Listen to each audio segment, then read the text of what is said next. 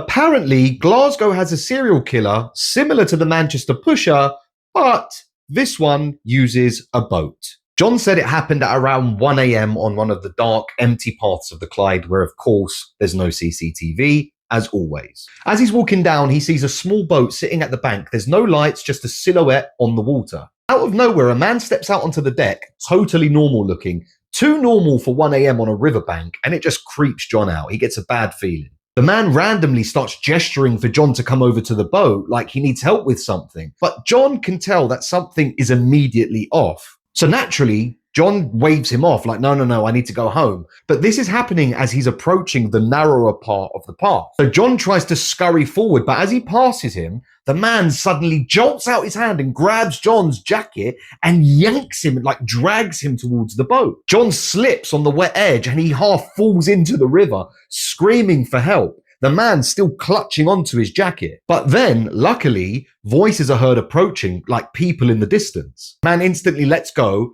he pushes off the bank, and the boat just sails into the night. Now, of course, I can't verify this story. I wasn't there. I'm just taking someone's word for it.